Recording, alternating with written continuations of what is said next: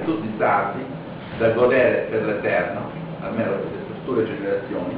Pertanto io vedo che c'è questa, come ho premesso prima, questo ingettamento. Io dico, Salvatore Meroni, li sfido, cioè è una sfida, che adesso escono dalla tana, come fanno i bovini su a Maluentu, e dicano se questa operazione è giusta o non è giusta, se intendono capire l'importanza, che è l'importanza di tutti i stati, di qualsiasi colore politico abbiano, o abbiano rappresentato oggi, in modo che si riesca ad avere un collante che porti poi in futuro ad avere un concetto di stabilità, di presenza, di nazionalità, quello che io vedo tutte le volte che vado fuori dalla Sardegna.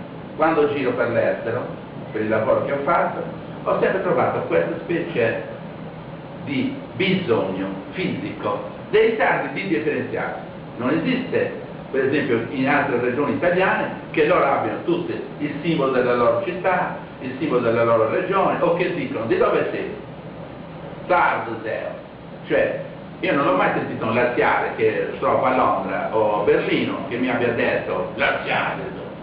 Me lo dice, c'è proprio questo bisogno fisico di ricercare di un forma di catalizzatore, perché c'è questo proliferare dei circoli di tutto il mondo dove si cercano proprio come mosche cocchiere. Io ogni volta che sono andato all'estero ho trovato dei sardi, sono dovuto rimanere a cena lì, per fermarmi magari il camion, perché dovevo rimanere, ero invitato per forza a questi sardi che nel momento che vi vedevano avevano questo bisogno fisico e psicologico del contatto con la propria gente, che è un fatto di stabilità innata che ce l'abbiamo nel nostro contesto.